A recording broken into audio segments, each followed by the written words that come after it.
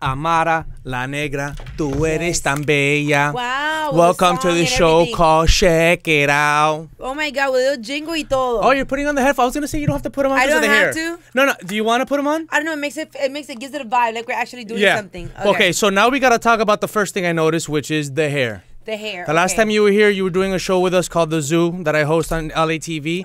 And you had that signature trademark afro. Yes. What made you want to change?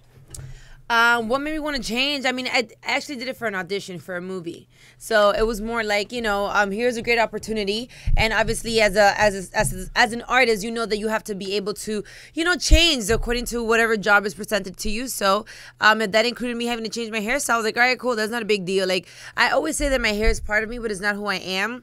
Even though that I know a lot of people identify me with my afro, which I love. I love my afro, pero sometimes you have to change it up. How do you feel? Because you had the afro for years. Yes, I've been having my afro for years. Let me tell you something. As much as I love this hairstyle, I'm missing my afro, and I can't wait to, you know, get rid of this. But if you had the afro, you wouldn't have been able to put on the headphones, let's be honest. I surely could have. Let me tell you all the amazing things I could do with my afro, including put on headphones. You know what ASMR is? Yes, I've done it. You rub your afro on the... I've done it before, and then I would go like this. Oh, yeah, doesn't that sound good? Oh, my God. You're actually making me sweat. Hold on.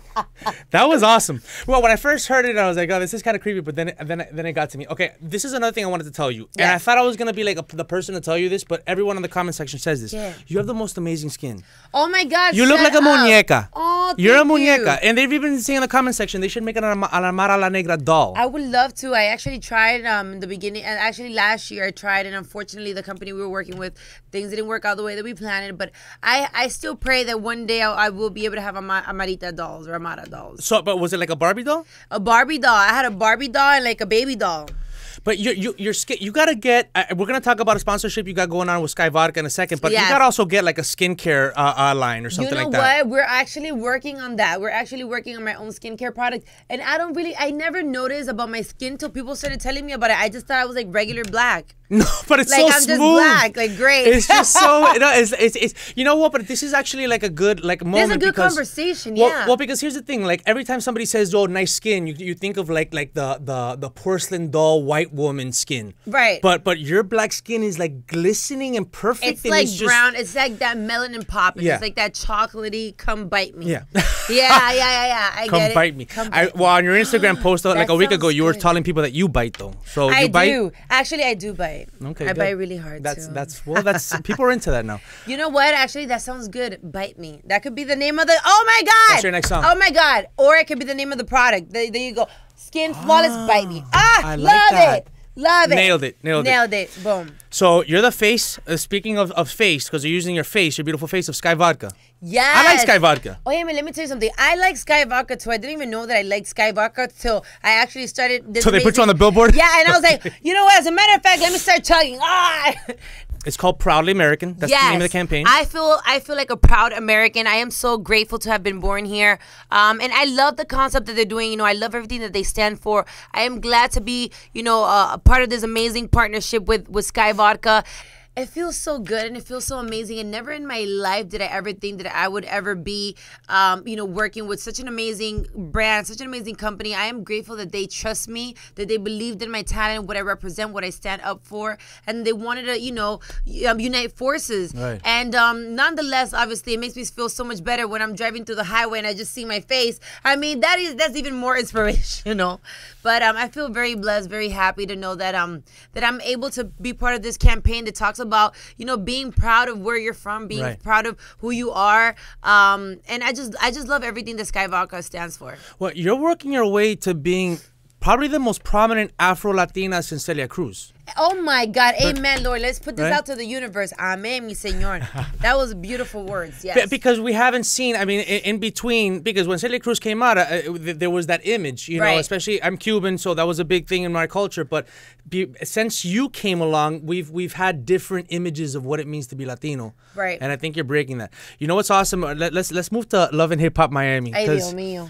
Yeah, I know. These are the questions you're answering on all the different shows, but I'm the nice guy here because I'm from Miami. I got your back. No, it's okay. You're actually from Miami. Yes. There's some people on the show that drive me crazy, like the Jessie Wu girl. Yes. I gotta ask this, as someone who's kind of skeptical about reality shows, how much of that beef is real, and how much of that did producers go, there's a little bit of drama happening, let's set it up to make it go crazy? Realistically, what is awkward is the scenarios. Right. You know what I mean? But what happens amongst us is very real because they don't tell you what to say. There's no scripts. Like, people think there's scripts. There's no scripts. Things just happen organically. But the part that I think that people forget is that we may film for a year, you know, and you guys don't get to see it till a year later, and you get to see 1 or 2 minutes of everything that occurred. Like, you don't know that we started filming at 8 o'clock in the morning and finished at 12 o'clock at night. You don't know what happened at 8 o'clock in the morning, that by 12, I'm ready to punch you in your face. So they only put little bits and pieces of everything that we film, of everything that occurred. So yes, for the most part, it is very real. Okay, but you must have known that when she threw the glass at you, Jessie Wu threw the glass at you, and then there was another scene where she said something about your mother, and they had to hold you back, and you were putting this table through her. That you had to know, okay, this is, when that's done, you're like, that's gonna be a big part of the show, right? No, the thing is that because I don't know what other people are filming or what they're going through, I don't know if my scene is like a scene or if somebody has something that's more dramatic than me. So my scene may not be the one. Those were pretty dramatic. You know, I've always said it. I don't know if it's a Latin thing or it's just like a natural human thing. Don't talk about nobody's mama. No. Like, just don't do it. Like, you know what I mean? If you want to be mad at me, I don't like you. Okay, cool. But just adding moms into it, I just think is like, don't add moms, don't add kids, and no dead family member or something like that. I love in the reunion show how you stuck up for your mom, and you talked about how she was talking shit about, like, you know, your mom doing empanadas and it's like, and you said that woman, you know, got me where I am. Exactly. Tell me about the role that your mom played in your life and how she inspired you. My mom has been my best friend, my everything. And for those that don't know, I've always been very clear about it. My mom immigrated from the Dominican Republic through the Mexican border to get to the United States. And she was pregnant with you. She actually got pregnant with me in Miami. Okay. So made in Hialeah. Right. But yeah, my mom struggled a lot, and she went through a lot of things to, you know, be able to make a better future for herself. And not only that, but once you get to a country where you don't know the language, you don't have any family members, you literally are willing to take this trip that's very dangerous just with hopes and dreams of making a better future for yourself. And then you end up being pregnant, have a child, and now your kid tells you they want to be a superstar. Like, okay, that's enough pressure. So I'm grateful that she didn't tell me that I, you know, pick something else. She supported me in what she saw that I had potential in, which is my art. Right. And she got an extra part-time job just to be able to pay for my singing and dancing classes and all this, because it's a very expensive industry. Right. So, you know, I just feel like it sucks because I feel that as long as my mom had a decent job, as long as she wasn't stealing, robbing, or doing anything illegal, or whatever the case may have been, who cares if she flips empanadas? Who cares if she cleans toilets? Thanks to her job, I am here today. You know what I mean? That's honest work. So it just bothered me at the moment when she said that. And to be honest, it really sucks that we have to be fighting and doing all this because... Were you friends with her? Were Jessie Wu before? No, we were never friends. I don't think you'd want to be friends with a girl like that. No, to be honest, I don't know, because there's a part in my heart that wants to believe that under all this mess, she's not a bad person. Right. Because the bad thing that I have is that I'm always trying to give the people the benefit of the doubt. You know, even if she's a bitch to me, I'm like, maybe deep down she's not that much of a bitch. Right. But do you feel that you were the most... But she really is on the show, but I don't know. But that's the thing. It's like, because I feel that you were so genuine even with the cameras rolling that it almost feels like you forget the cameras are rolling, whereas some of the other people on the show, and all reality shows, there's always people that you feel that they turn a switch on when they see the camera Even when she threw the bottle at me, I literally went there so como tranquila. Wait, you didn't even flinch? You were like...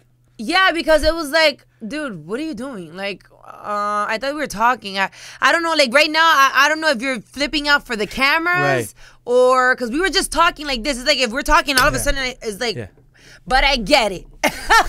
But I get it. You know, she at the moment she feels some type of way because he threw a drink at her, or whatever. But the one thing that I always say, you have to be responsible for your actions. Yeah. You have to be responsible for the things that come out of your mouth.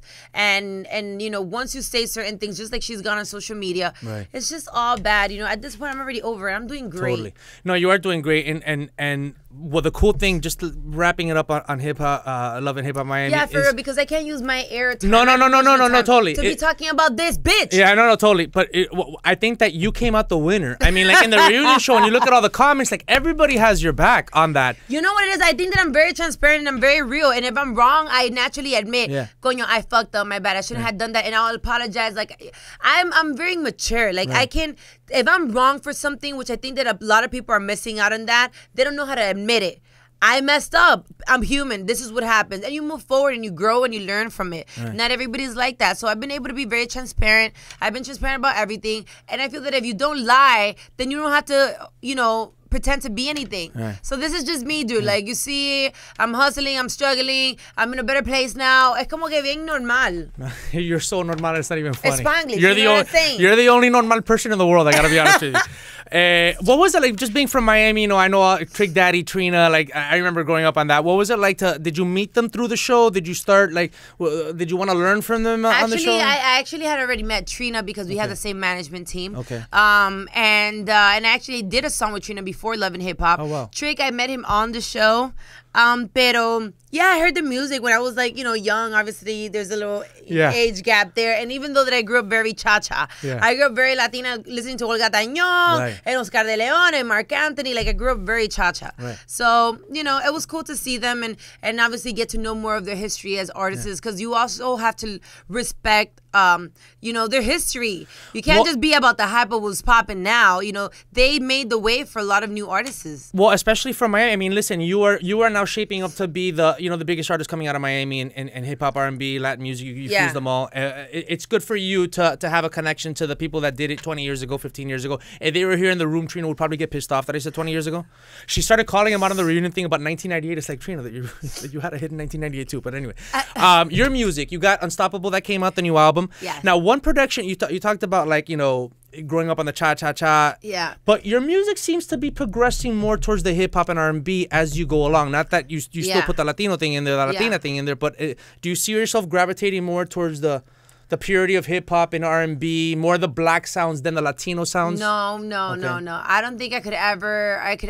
It's hard to pick. Right. I just feel that in my case, I'm like in both worlds. Yeah, I was born and raised in Miami, and I did grow up in Brownsville, across the street from the USA Flea Market in Miami. Right. So, next to Poke and Beans, like for whoever's from Miami, you know where I'm talking about. So yeah, I did grow up in that environment, but even though I was in that environment, my mom still was very high aria. Right. Lo bam bam, el médico la salsa, like very Cuban. For a moment, I even thought that I was Cuban only because Miami is. I thought you were Cuban too until you told me. You see, but it's the accent, and also just the culture around. Right. I was able to embrace a little bit of all that because Miami is very diverse when it comes to culture. Right. You have Colombians, you have Puerto Ricans, you have Venezuelans, you have a little bit of everything. So I would say that my music will always have a Latin influence. Right. It will always have a Latin undertone, a Caribbean rather better undertone.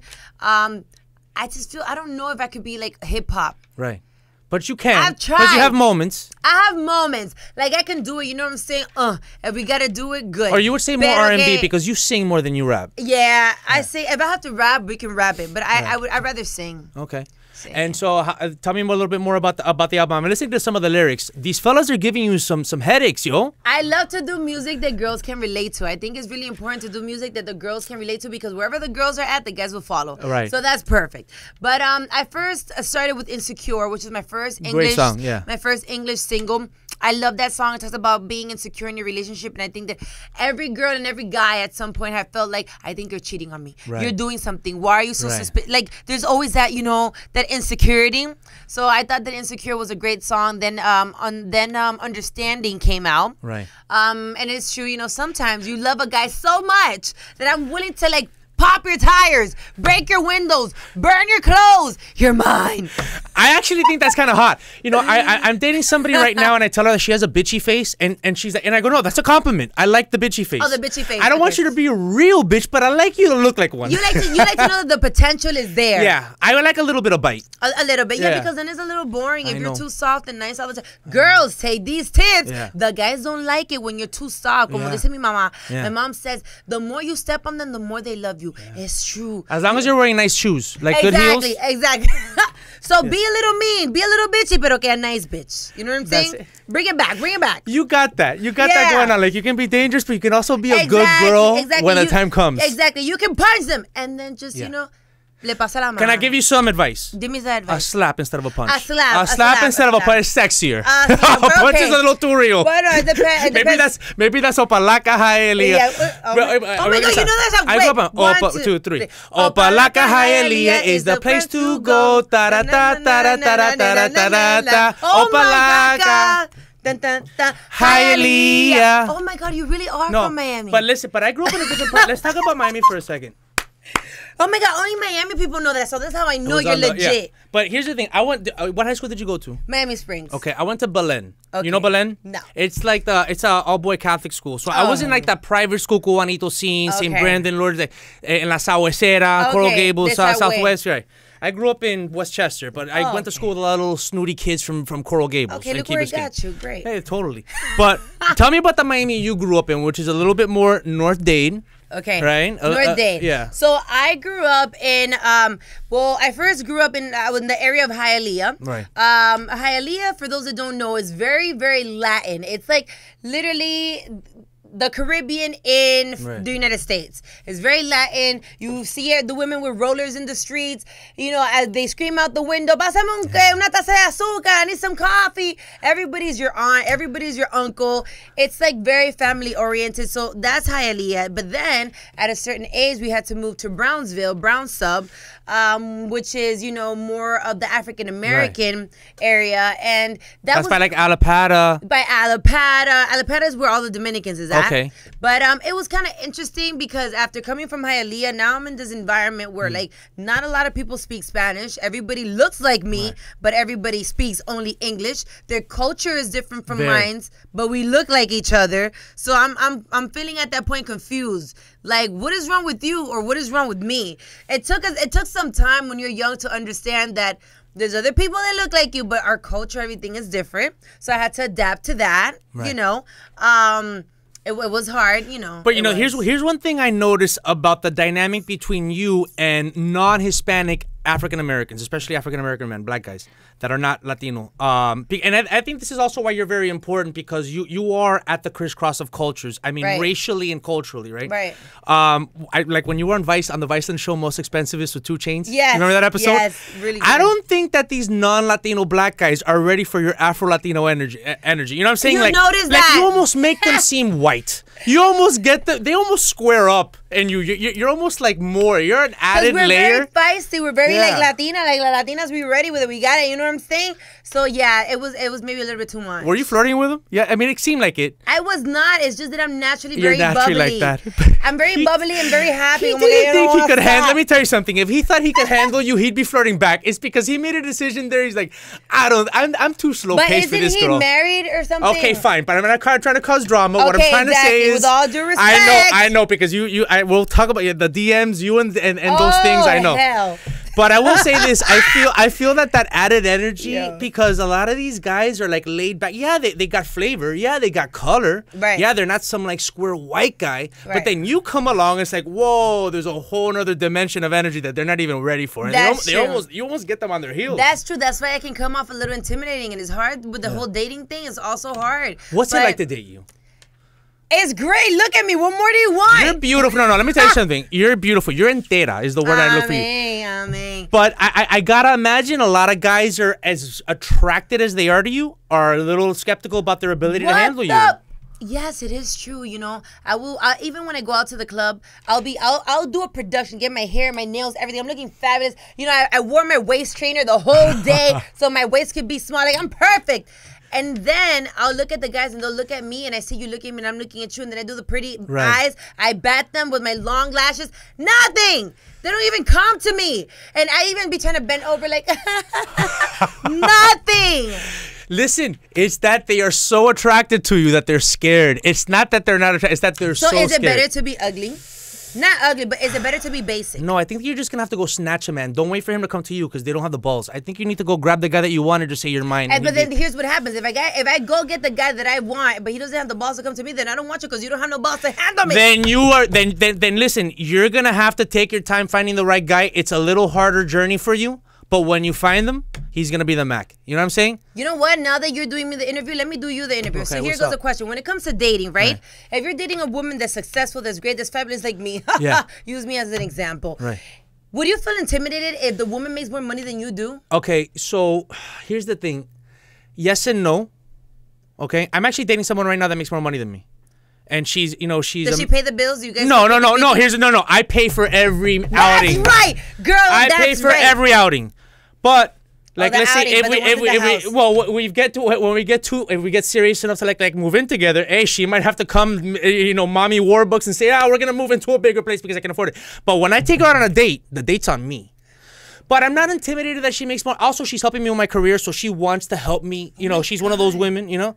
But so maybe if a guy's like, because a guy wants to feel like he can provide for you, you know what I'm saying? Right. And so you can't be throwing it in his face that you make more money than him, but he has to man up and be secure and be like, you know, this woman will make me a bigger, better man, and then maybe that means that I'll be more financially successful because of her. But a lot of guys, they're in the gray area, especially now. You know, we're learning different roles and all that stuff. So a lot of guys might not get it. You know what I'm saying? But we shouldn't be intimidated by a woman that makes more money. You know what I'm saying? You know, because for the most part, and we should pay for the date, even if you make more money. No, of course you pay for the date every time. Yeah. Because as soon as the check comes, I'm just sliding it right to you.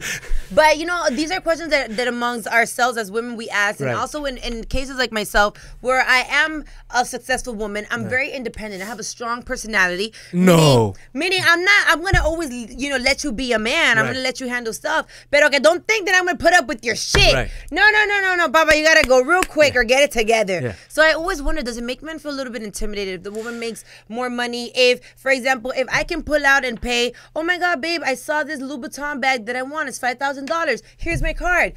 I can do that. I don't think that's what intimidates the guy. I don't have to flinch about it. No. But maybe if I tell you to pay for it, because maybe he's like a regular dude. Now that's what I'm trying. Before let me give you this advice. I used to date celebrities. Now I'm trying to do the regular guy. I don't know the regular guy. Maybe something in between a regular guy and celebrity is for you. Here's the thing. I think that don't tell the guy to buy you the purse yet. But the guy pays going out, treats you to a romantic time. That's on him. But if you want to go buy a purse, you shouldn't be intimidated that you want to go buy your own purse. Now, no, I want to buy the purse, but I want you to pay for it. Okay, well then you gotta help. Then you gotta help him come up. Then you gotta help him come up, girl. But okay, you already know, girls. I know that you guys are listening. I know that you guys are watching. So listen to this. Is it true or not that when you get a guy that's regular and then you help him and you build him, you help him go to school, you help him this, and the moment he starts feeling himself, he drops your ass real quick? Yes or no? Exactly. No. He better not do it. He better not do that to you. Don't build a babe. Have you built? No. You know build what? the bear. Don't build the babe. Okay, can I tell you something? That advice might work for some of the regular women listening to this podcast. You, though, you're going to have to build the guy up. But you got to pick him and make sure that guy's going to stay and know what's up. Oh my God. When you build them up. I should make him sign a contract. Listen, sign a contract. I will destroy your life. I will automatically sue you for everything that you don't have. Why don't I build you and then you leave me? No, you sign a contract saying, look, I'm like your manager. I'm getting 10 to 15% of everything you make. Or you stay with me. That's what a manager is. What do I look like? I want 20 and then an extra 10. For the Louis Vuitton purse. Thank you. How about this? 20 plus Louis Vuitton purses. That's terrible. Oh my God, look how you have to analyze love these days. You see, that's why it's hard. Man, love is hard. Listen, love is hard for strong women. Yes. But it can be amazing once they find the right person. Ooh, that was You know what I'm saying? You might have to build the guy. You might have to be like Build-A-Bear. Talk to me about this kids book you're putting together. I mean, you're all over the place. So you got songs about sex, power, respect, what you need in life, and you got a kids book coming out. Let me tell you, I have a little bit of everything. Yeah. Obviously, you know I'm the new face of Sky Vodka, which really means a lot to me, and it's such an honor. And I hope that we continue working for a long time because I see this brand going really, really far. I'm obviously on the second season of Love and Hip Hop Miami. I'm not sure if I'll come for a third one. I don't know. What do you think? Should I? Can I be honest with you? Yes. If you get everything that you need this year, move to LA. Miami's too small of a pond for you. Speaking as somebody from Miami, you're above and listen. I'm a fan of some of the people on the show. Some of the other people, not so much. You know, but I think that you've put yourself head and shoulders above everybody on the show, and you should be out in LA. You know, doing other things. Knocking on doors over here. Well, because you know you got music and you know you're one of those people that benefited from being on a reality show. You know, like you're benefiting from it now, and so. if you need it, it's there for you. But Right. I think that you should be starring in your own show, having your own show. I know that you're talking to people like Netflix or whatever. I know that there's things you can't talk about yet, but I think you should be out here. You know what I'm saying? Amen. Let Bring your this mouth flavor be here. blessed. I'm saying it. I'm Let putting it your out into... mouth be blessed. Put it out in the universe. But actually, you might be right. Yeah. But why don't you want to go back? Because the all this unneeded drama and headaches of beefs and having to talk about it on podcasts like this. Shout out to my girl Mona. You already know what time it is. Yes, girl. The way you got my bank account looking is popping. Yes. Is that your manager? Mona? Yeah. No. But we work together. She is like management. Okay. She's part of my team. Okay. But you know, that's the only thing that I kind of be thinking about, and I love the fact that I'm able to be in touch and somewhat show a realness to me with my fan base on the show. I do realize there's a lot of stress, there's a lot of drama, there's a lot of headache that I really sometimes don't want to deal with. But you know, it is what it is. I don't know. It has its pros and its cons. But as far as that's concerned, I also did my first movie in the beginning of this year, Fall Girls. Okay. Directed by Chris Stokes. It was an amazing opportunity. I was the lead actress of this movie. Wow. And I can't wait to do the second one, which is Man Issues, and we're gonna start filming at the end of the year if all goes well. I'm executive producer of that. How'd you feel being acting? It felt great. I always wanted to act. This is something I always wanted to do. Not necessarily a comedy. I didn't think that comedy would be the first way in. I kind of always wanted to do a drama, kind of like Precious. Okay, but you're funny. But okay, I'm surprised that you'd think that a comedy wouldn't be the first thing for you. I can see you doing drama. The thing about it is that I'm funny by nature, but again, I'm funny by script. You'll take a couple acting classes here in LA, not the ones in Miami, the ones here in LA. And you'll knock it out of the park. And that'll be funny. Yeah. No, but it was great though. It was great. I do want to try different areas of acting because there's action, there's horror. I mean, there's so much that you can do. Right. So I'm definitely looking into that. I also got signed at the beginning of the year with BMG last year. Nice. And then I put out my first EP, like I said, Unstoppable. Right. In summer we'll have out my official album. I'm working on doing music as of right now, but I don't know exactly what it's gonna be about or anything. I don't know. We're still working on that. I have a girl talk show called Girl Talk. Girl Talk was an idea that started off, you know, me being on tour with my dancers. Right. Then it went into social media, and from social media got picked up by an app store, which we'll soon start putting out. Can we say the App Store yet? Can I say it? Yeah, it's Girl Talk on iTunes, right? Oh, perfect. Yeah, you guys can go download it. Girl Talk, pre-order right now? They can download a pre-order.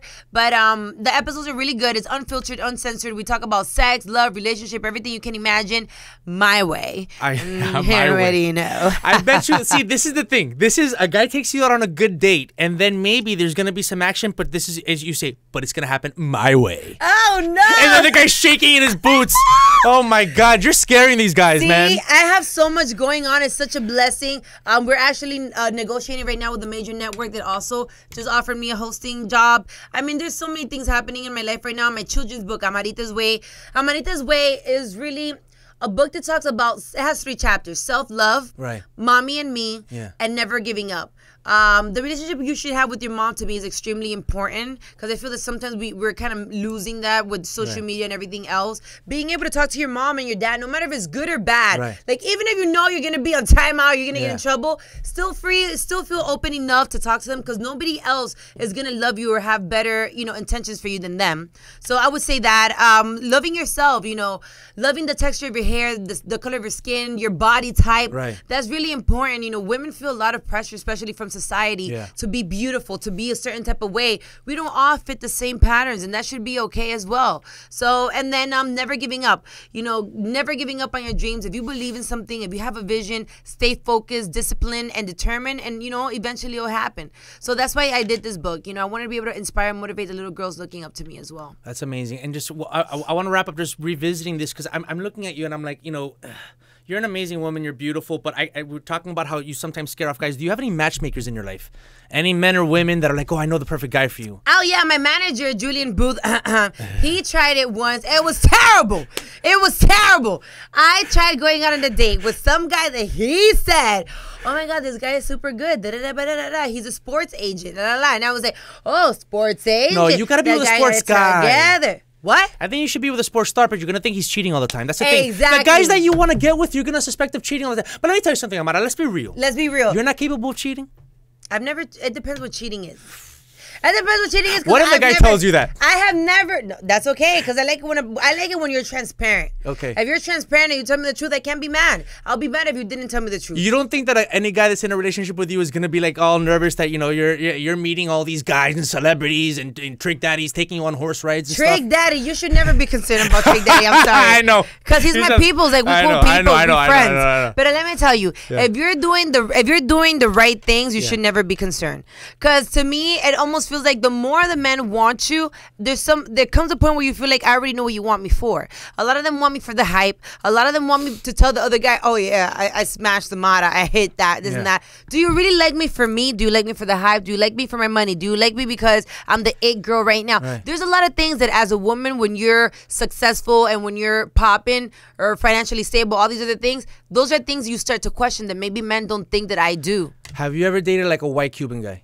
Like a guy that looks like me? You have? How'd that go? Terrible. Why?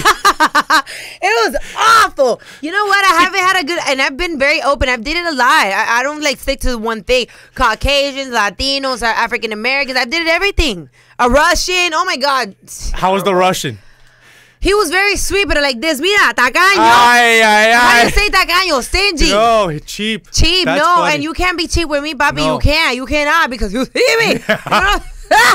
You cannot. You cannot. That's amazing. No. Amara, thanks a lot for coming on. Check it out. Is there anything else you want to say before we let you go? Yes, of course. Most definitely, guys. Go follow me at all my social media platforms at Amara La Negra, ALN. Amara La Negra, ALN. I'm putting in that work. Go follow me. Check me out. And thank you for all the love and support. Download my EP, Unstoppable. This has been Amara La Negra on Check It Out. Sweet. Thank you for that. That was fun.